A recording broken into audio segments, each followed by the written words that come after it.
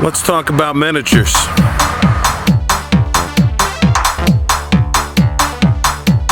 I've been known to do some role-playing.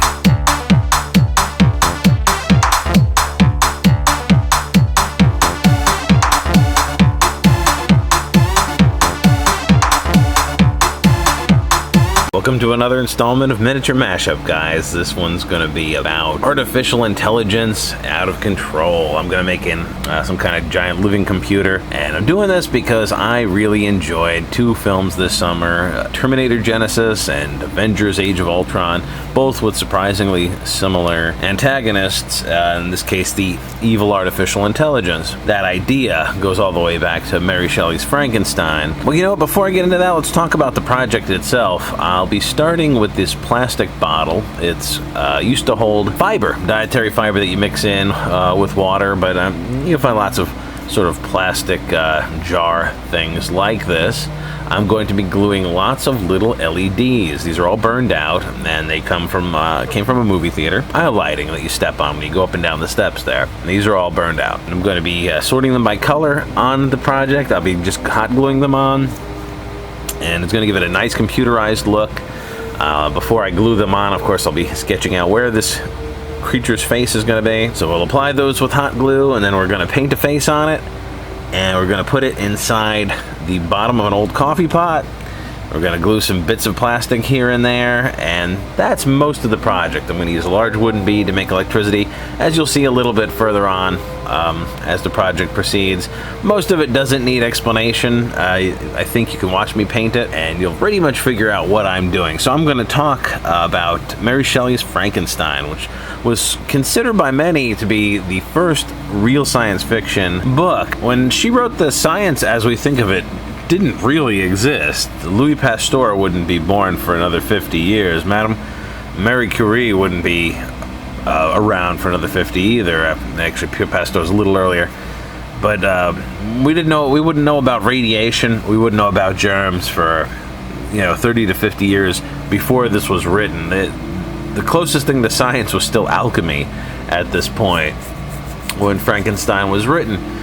But the theme of creating something, the idea that we could create something beyond our control, is ever present in science fiction today. I mean, that's the majority of science fiction stories, is it not? That someone makes a discovery or they invent something, and it's more than they can handle. It's more than they planned for. And then it's super common. Anyway, in Mary Shelley's story, Victor Frankenstein creates a monster, and he rejects the monster. The monster is terrifying, and so he banishes it, and as a result, the monster learns to resent humanity.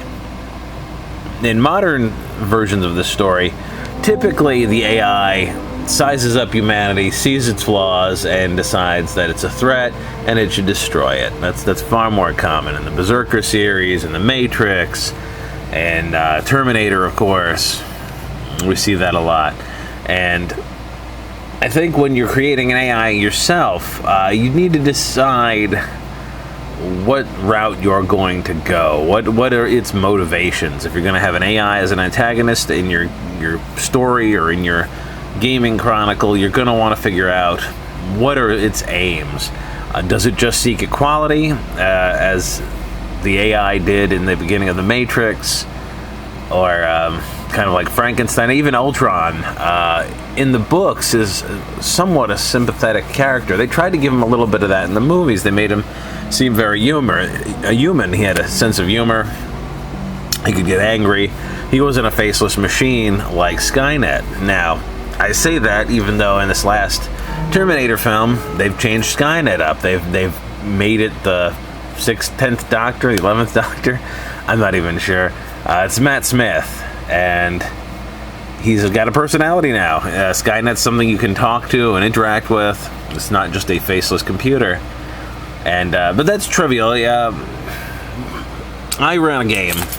Talk about it. It was a supers game that had an AI as a antagonist, and its goal was not to destroy humanity. In fact, it was on an alien world, and its goal was to elevate the race that was there. They had about 100 years before their sun was going to supernova, and it wanted to take that race and distribute metahuman genes. And how did it do that? Well, it pulled metahumans from our world over there, got a sample of their DNA, and began to create its own metahumans.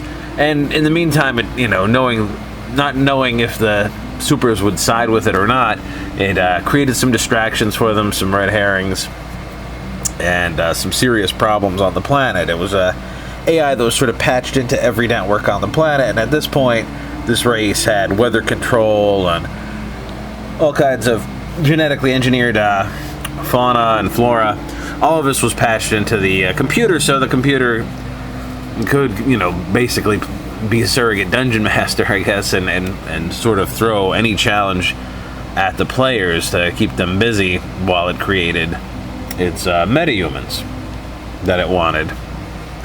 So figure out what your AI's motivation is. If it's to destroy the Earth, it's probably going to take the fastest route there and go after nuclear warheads. Get into those computers and send those into space.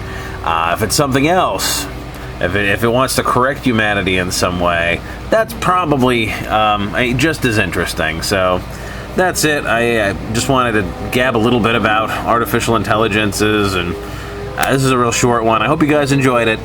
I'll be doing another video really soon, so come on back, enjoy some miniature mashup.